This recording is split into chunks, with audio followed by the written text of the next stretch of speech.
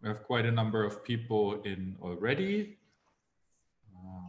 I think we can start the discussion now. I am very, very happy to have Amia Lieblich with us after her presentation today. Let me quickly do one more technical thing here on my computer that is otherwise annoying me. Okay, that's done. Sorry about that. And then we can get our discussion underway. Please put your questions in the Q&A section. That would be great. Also, as a request from my end, if you could change your name to a first name, last name structure so that A, I know who you are, and B, our people back there in the dark taking care of this have an easier time kicking out potential Zoom bombers. That would be very helpful. You don't have to do this, of course, but it would be very nice if you were doing that. Thank you. Okay. Amia, I take the privilege of asking the first question, if that's okay, while the audience is still thinking about how to put their questions in words. I'll try to improvise and put mine in words. Thank you so much for a talk that touches several different aspects, several different facets. I want to do it a little bit chronologically and start out with the small stories. Just two small stories that you told us. And they were concerned with age, with ageism, with the elderly in the current situation. And you told us how you, for the first time, were confronted with this kind of description of being an old person and what that did to you. So I was thinking about that while you were giving us the narratives, and I thought, yes, the common kind of metaphor that comes into our minds very often is to say we treat the elderly, now the we and the other already comes in, the elderly as we maybe treat our young people. We have this feeling that we need to protect them. We have this idea that they're vulnerable. Maybe that they can't really even decide for themselves what's good or what's bad for them. And I was wondering to what respect you think that reflects our way of, and that connects to your second small story, our understanding of our own mortality, our understanding of death. To what extent are we othering maybe the young ones because they're vulnerable, but then also older people because they're vulnerable, in order to protect ourselves from thinking about our own mortality? Well, it's a very profound question. First of all, I don't agree that there is a good comparison between children and old people. I do feel that the life experience that older people have gained is putting us in a completely different position. And what I was really referring to is a sense of evaluation that comes together with this need to protect you. Maybe it's my personal, motivation for independence, but I had a lot of other people in Israel who were giving similar feelings and opinions. And actually, I've listened to many talks here in this conference so far, and I'm deeply amazed by the fact that the aging issue did not come up. And correct me if I was sure it is the most prominent aspect of this pandemic. And my feeling is that probably something here in my country has made it so prominent. But I have to think about it much more, because so far I was sure it's a universal aspect of the crisis. Now, what you speak about mortality, it's true that older people are more aware of our mortality, but my desk cafe groups have included young people. At least 30% of the participants are normally people even younger than you. And I think that it's a personality trait, that some people are more open to this idea of mortality, and it's growing with the age, but it's not only aging people who are interested in this point. I would like to expand a little bit on that, and would like to ask you, do you think, because we had actually one presentation I just remember where we touched a little bit on the fact that we're all mortals, that we're all gonna die, but more from a historical perspective to say, and again, this is also a projection maybe, but that, for example, in the Middle Ages, the idea of dying was much more present in every stage of life, because a virus could hit you at any moment in time. Bacteria could kill you easily. So people died at every stage of life. And today, it's at least the fantasy at least goes that we all become very, very old, and then we die of what they call natural causes. So I want to know, or want to hear from you a little bit more what you think, whether we should have a different way of talking about our own mortality. And beyond that, if we find such a different way, if that would also change the general discourse we find in society towards elderly people. Again, I don't see these two issues so closely related as you do. The fact that historical knowledge shows us that the place of death in our days is really different, especially in the Western society, because death was thrown out of the family, out of the home, into homes, into hospital institutions. Young people and normal people had very little experience with accompanying somebody to their death and observing the process. It was kind of something to hide away. And this has been changing in all Western cultures. There is more consideration of death and dying. You all know the work of Kubler-Ross and of Irving Yalom and others who spoke about our really curiosity and also the need to know more about this dark part of our lives. I do think that there is a change which that cafe really demonstrates in the fact that it has become quite popular, that people do want to talk about it. And again, I don't see it as an integral part of aging per se, but more about being human in general, knowledge. Michael Bamberg is so kind as to connect to my question. He says, of course, thank you, Amia. And also Mark Freeman says down here, a belated happy birthday. And I want to say too, a belated happy birthday to you, Amia. Michael says, thank you, Amia. Let me jump in or follow Martin. Age equaling age discourse in current times is part of the ethos of vulnerability. People are categorized as vulnerable, and with being categorized as a vulnerable population, which is not just along lines of age, comes the dark side of categorizing vulnerable people as weak. And as you just said, requiring protection.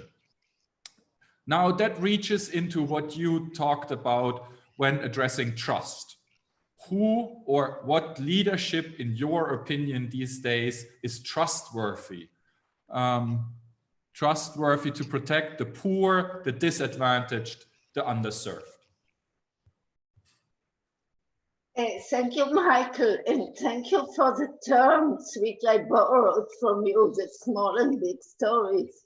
I know I use them in my own way, but thank you anyway.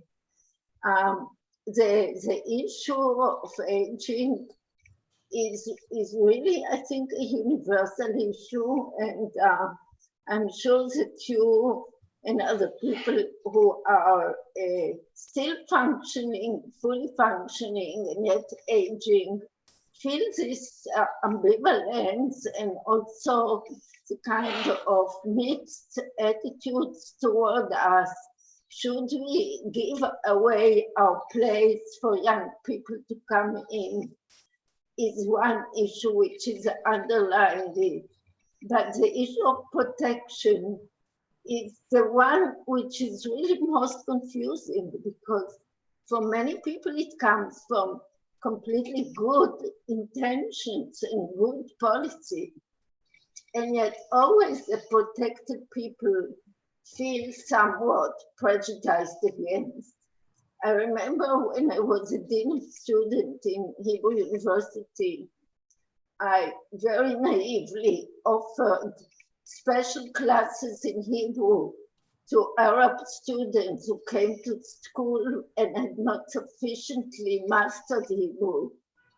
And they objected, these Arab students, and they said to me, why do we need special courses? Like, this already puts us in a position of inferiority, which was not my intention. So I understand the policymakers who come up with special instructions for the aging people. And yet, from a subjective point of view, I wanted to point to the fact that it can be experienced as A, insulting, and B, really damaging when people internalize the stigma.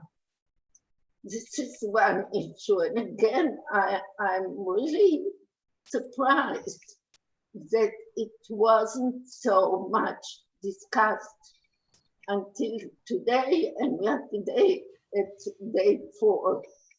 Then, Michael, you mentioned the issue of trust.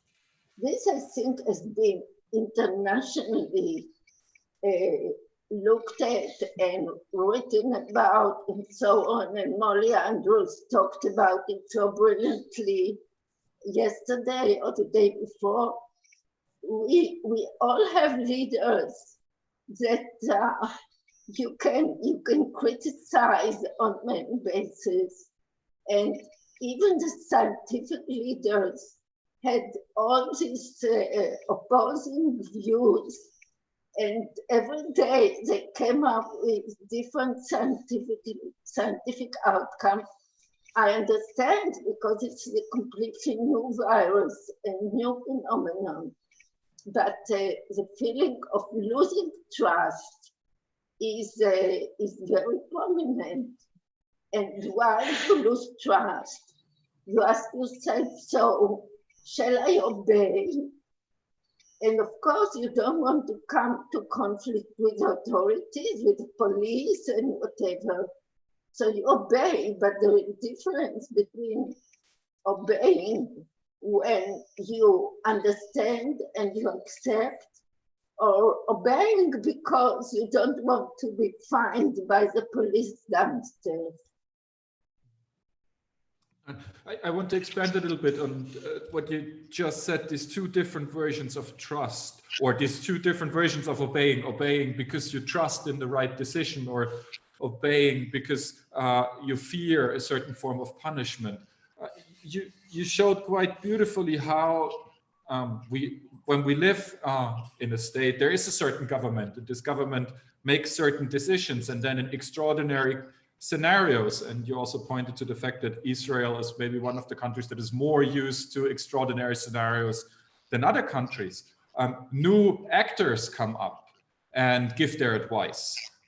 In the current crisis, of course, it's people with a medical background, biologists, etc., who suddenly come up and are introduced by the government also as new voices that we should trust. And as we just discussed, this is a very difficult question to say, should I trust, should I not trust? And I think that's where something comes in that we have discussed already at the conference, namely, is this maybe the intersection where conspiracy theories come in, where a certain leadership that we offer a particular kind of trust, or also maybe a particular kind of mistrust, that said we know what we do with them, introduces new actors, and it becomes relatively unclear why they are introduced, where they suddenly come from, and whether what they tell us is actually true. Is that maybe where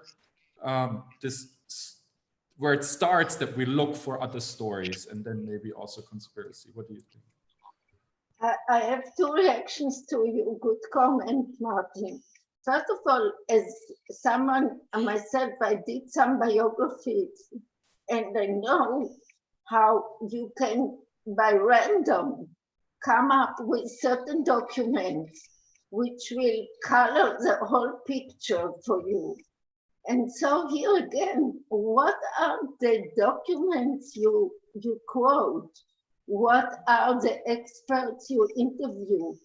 And this is not a random process. Once it happens, it starts to affect the whole chain of reactions and thoughts. So that's one complicated area in communication. The second thing I think concerns us mostly is the qualitative narrative researchers, and that is the abuse of statistics. How you count, how you compute, what kind of figures you show, what kind of conclusions you draw. For example, on the issue of number of deaths, could be interpreted in so many ways. And so the relative amount of medical knowledge to outcomes and all these things for lay people who are not statisticians, who do not sit with these master computers of data. You just have to say, do I trust them, or do I mistrust them, and therefore do I obey the instructions that come up from this or not?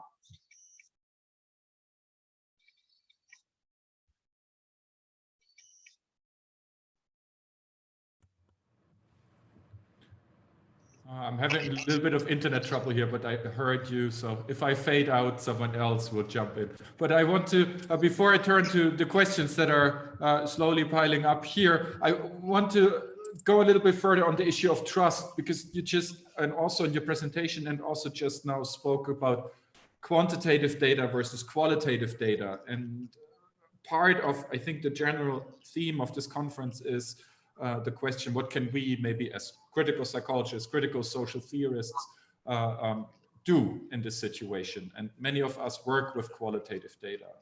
And what I want to ask you is, because we've been talking about trust and what are we asked to trust? Who are we asked to trust? Yes, we're mostly asked to trust people who tell us about quantitative data, who describe our worlds in quantitative form, who threaten us with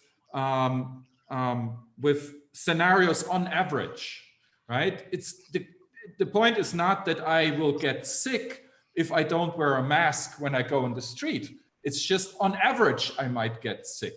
My behavior is sort of averaged out and then projected back onto me, as if it was telling me, if I don't follow those kind of overall on average based rules, I might hurt someone else, I might get sick, I might do something negative in the end, right?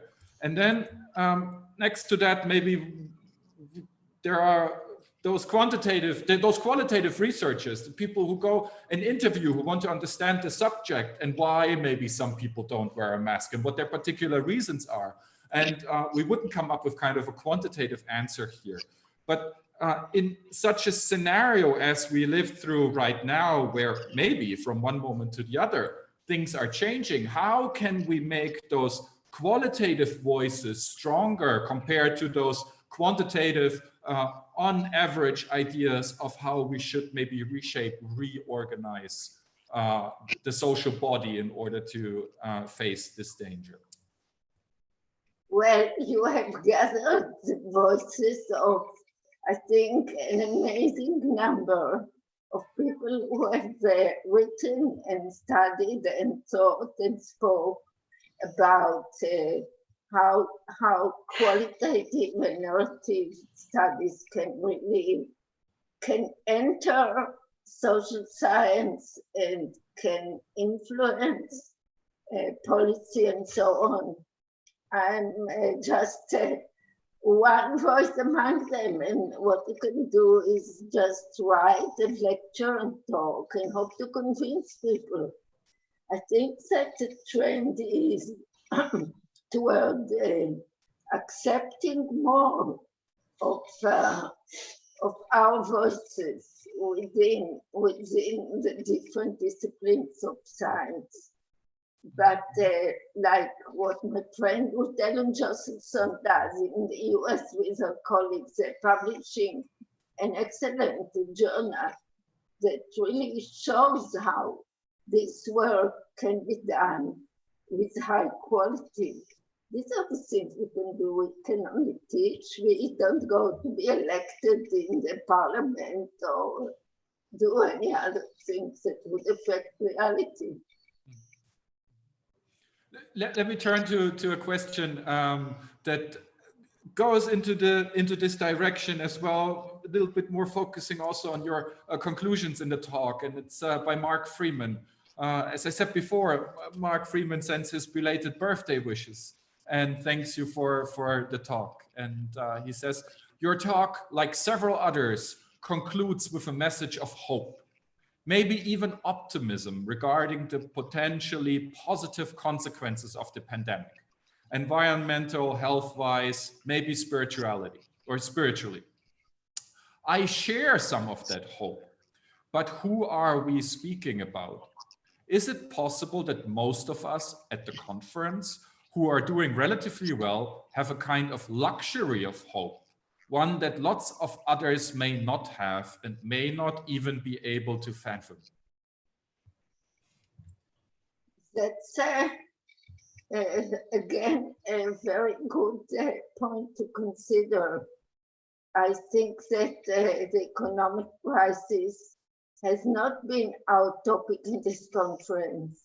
I mentioned two huge areas which I didn't try to touch. One is the economy and the other is medicine. But we are a tiny force between these things. I do feel that it may take time, but the economy will cure itself and maybe be better, maybe because I'm an optimist and I want to think so. But even within the boundaries of all the difficulties and also the grief of people who lost dear ones in this pandemic, I think that we can see the light in some things. They may be not enough to light the entire universe. I had the feeling that, as I mentioned in my postscript, that people were able to access more internal experiences, to be more profound in a way, when they were not running all the time after the stores and after the job and the traffic and flying. There was this silence, this quiet time, allowed many people to appreciate small things and to look inside. And I saw it so clearly, as I mentioned in my country's 3 special dates, the Passover evening, the Seder, and the Holocaust Day, and the Memorial Day for Soldiers, where in spite of the fact, or maybe because of the fact, that there were no such public celebrations and big family gatherings, people searched for meaning, for something which will replace the big fireworks. There was a big issue in Israel because we had fireworks on Independence Day, like many other countries. And my daughter was running a big, I don't know, kind of, I don't know how to say it in English, campaign to cancel the fireworks and use a budget for different social goals. So this symbolizes the whole turn of events that we may hope for. Look, I'm not naive, and I know, as I said in my paper, that the routine has very deep roots, and also, again, economical underlying forces that will tell us again, go for a holiday in this and that country and go to the airplane and do this and buy this. But maybe some traces of this may stay with us. I also read more and more, and I didn't go into this in my talk, about probable changes in academia, in the structure and the nature of teaching, higher education, which some of it may be beneficial. It kind of gave us a test that nobody dared devise. I guess that at the end, being hopeful or not has a lot to do with your personality. And I feel that if I'm not having the hope, there is really not much to get up for in the morning. Beautiful. I want to connect to this a little bit further. Also, bring it back to the question we had before. What can we, as social scientists, as critical psychologists, do? You mentioned in your talk PTSD, but you also mentioned PDG, post-traumatic growth, that some of us experience.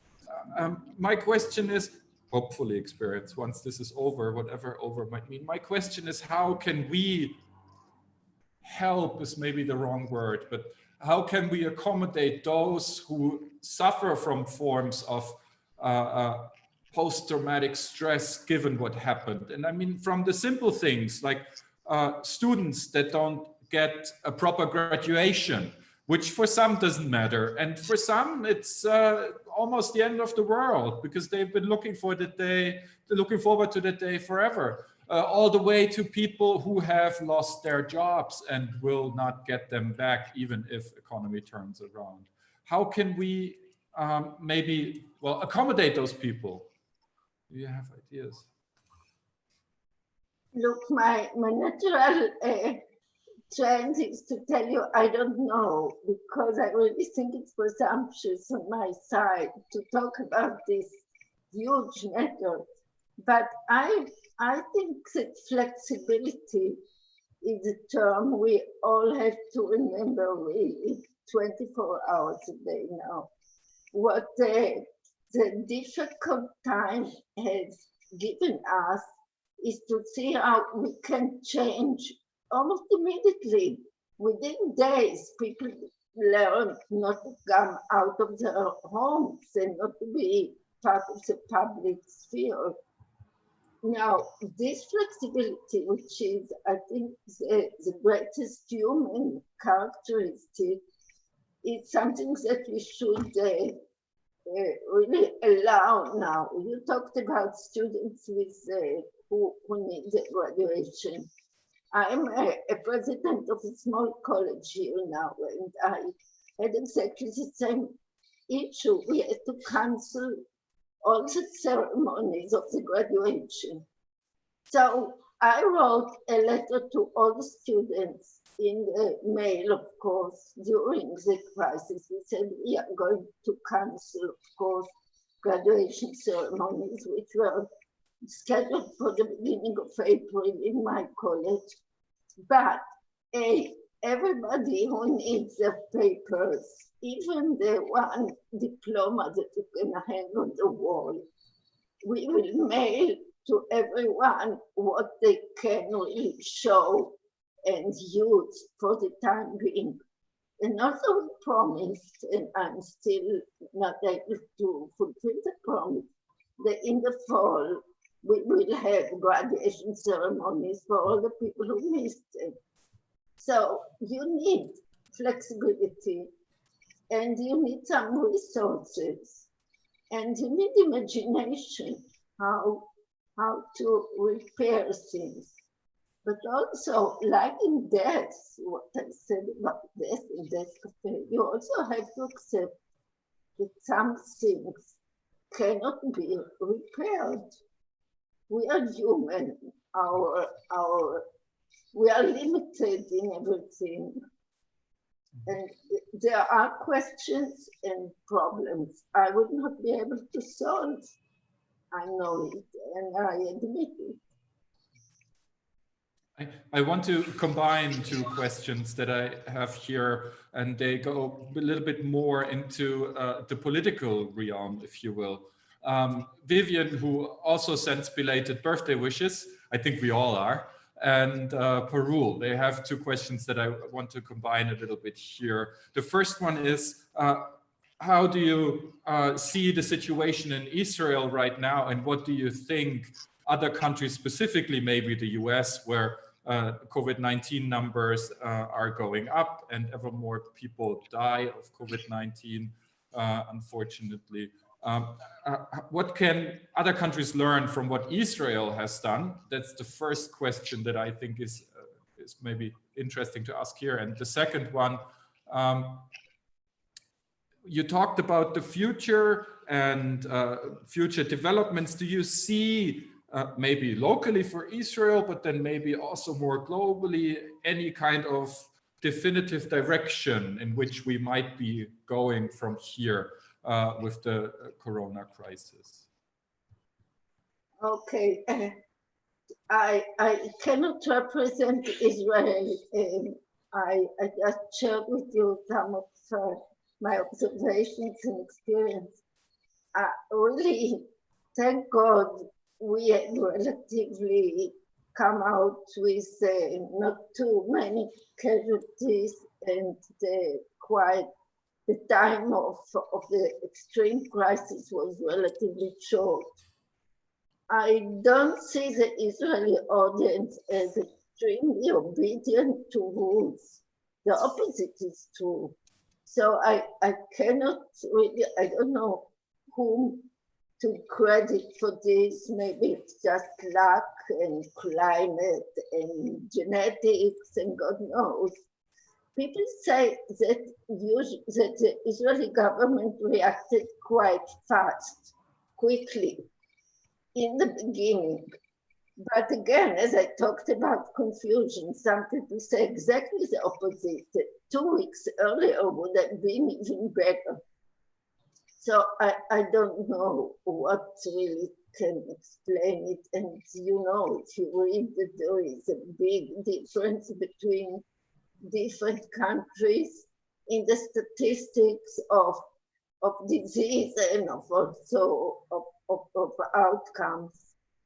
Look, again, we may ask, I don't want to be too much conspiracy, how much of statistics is precise and how much can we trust it. So most of the voices you hear in Israel nowadays are divided. Some admire the government and what they've done and how we came out of it, and some are very critical. Again, there is not just one voice. And again, a question about the future. I don't know. I think that from my point of view right now, there are two possible outcomes, like you said, the trauma, post-trauma disturbance or disorder or growth. I don't know if there will be one that is stronger. One, the people that I talk to have tried to come to the conclusion that we should be more modest in our lifestyle and be more considerate of the environment and so on, because we've seen the outcome of this kind of behavior. Nobody is sure that this is an outcome, but that the other side is exactly the opposite. Like in psychology, we always have these two sides, and that's why we are having such difficulty in being a science, because the other side say, you take people and you close them in their small apartment for 6 weeks, and of course, once the airport will be open, everybody will go to Italy and to France and to US, and it will be overcrowded, and people will spend all their money when they don't have money, because you feel suffocated and needy. I do hope that the first prediction will win, but for this we have to wait a little bit. Absolutely. I want to go, now that we have talked a lot about the future, I want to go maybe a little bit backwards to the more kind of present time, and something we're doing also right now here, talking to two-dimensional screens right in front of us, yet still talking to another person. And in one of your small stories, you told us that you're with one of your groups, you moved online also from the offline world, as it's often called, or like the actual being together, to an online forum, which of course changes the interaction. And you also mentioned one of the bigger stories, or a big story, as you described, the technological jump that we're making. Suddenly this is all possible. And I believe most of the people who are at this conference right now would have never accepted this invitation 6 months ago, because they would have said it's impossible to give a presentation in front of a computer. And maybe it was impossible back then, we don't know. But my question here is, where, I hope that you can still hear me. Maybe not. I'll try. My question here is, what kind of a jump is this that we're making from the physical, the world where we are together, into this online world?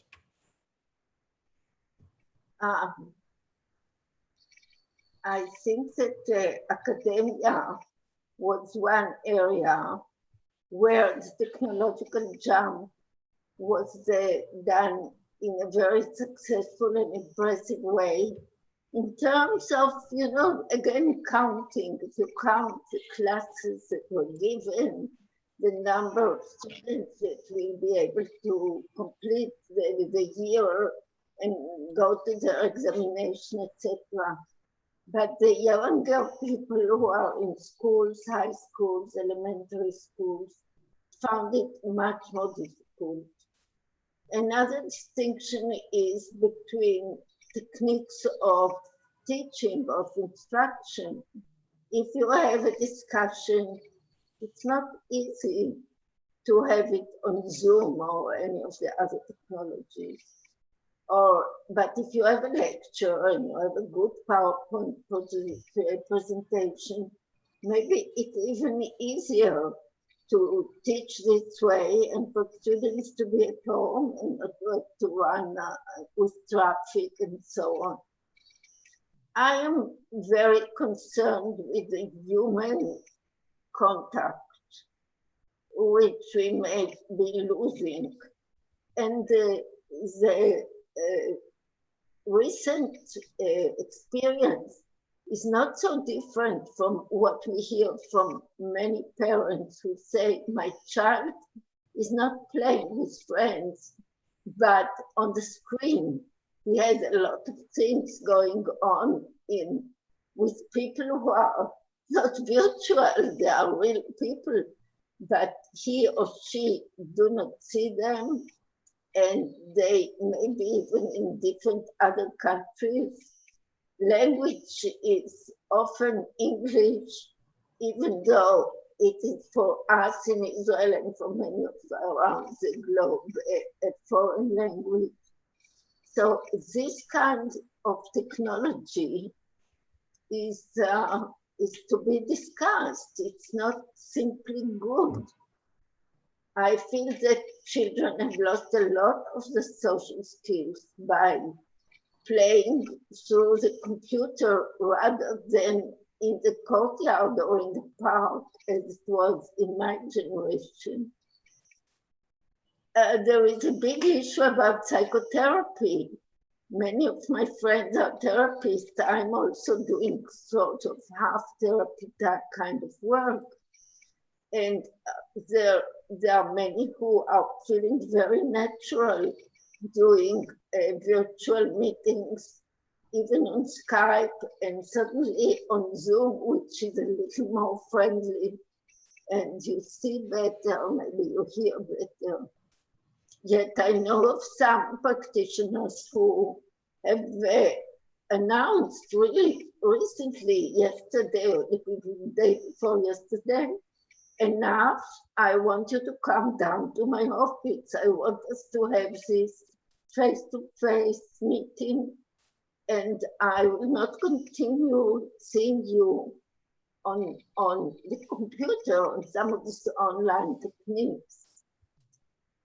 Personally, I also wait for the day that all my activities will come back to real person-to-person, full senses contact. And for the 3 weeks now in Israel, you can have meetings until up to 10 people, up to 15 people. I have several groups that do autobiographical writing under my supervision, and I offer them to come home, to my home, where is also my classroom.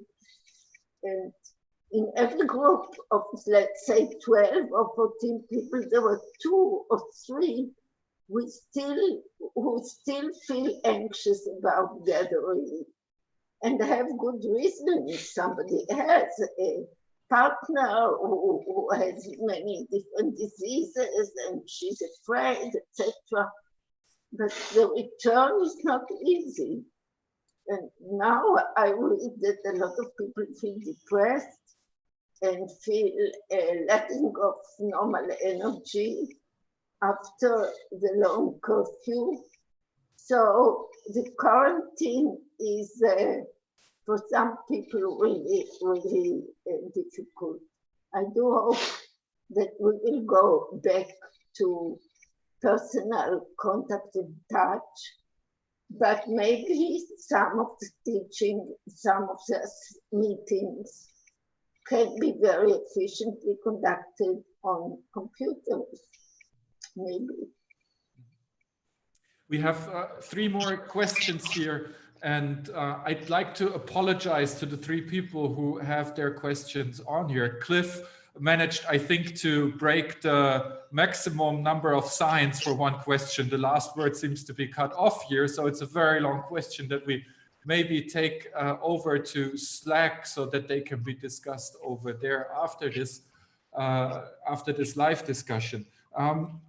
Our time is basically up, but I want to, I have one more question for you that is pressing for me that I want to get out, specifically connecting to what we just said, that the world is reshaped in a particular way. We want to go back to physical contact, yet at the same time, maybe this new technology that we have learned also has something to offer.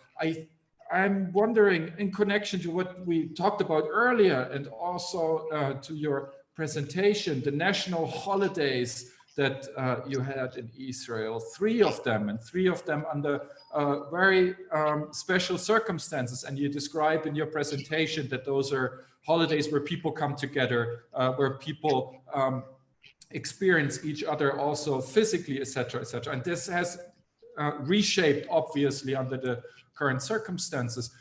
Is that maybe this kind of this observing of a cultural event, but observing of a cultural event in a different way, maybe a starting point, a window we look through towards how our world's going to change through this COVID-19 scenario, do you think? Maybe, look, ceremonies have their places in building the identity of societies, and it's part of very long traditions, and changes come around very slowly. I don't think that in one bit, because we had now 6 weeks of extreme crisis, things will change. I really don't want to compare this to the outcome of much longer periods of suffering in history, because this will take us in a completely different direction at this very last moment. But there is what to learn from returning to normal life after the Holocaust or after First World War for people who have suffered a much longer time of extreme crisis. So I'm leaving it with a question mark. But I would like to conclude this with a huge compliment to you, Martin, and to all the other people who organized this conference. And this is a proof for what you are asking. If you could, in 1 month, really mobilize so many people and create the platform for such a productive happening, this is the answer to what you say. I don't think this will disappear now once airplanes are running and we can all rush from one place to the other. So I think that by jumping forward with your technology, you have proven that this is possible and also efficient and also very, very fruitful. So that's the answer. You have to keep the records. As a small historian, I tell you, you have all the evidence, you have it on tape, you have it on the computer, you have it in writing. And I think you've done pioneering work in international conferences, which is a proof that good things can come out of very deep crisis. Thank you very much, Amia. Thank you for sharing your stories with us, big and small, and your heartwarming optimism. Unfortunately, our time is up. Thank you so much. And I hope to see you around at other talks at the conference. Yeah, bye-bye.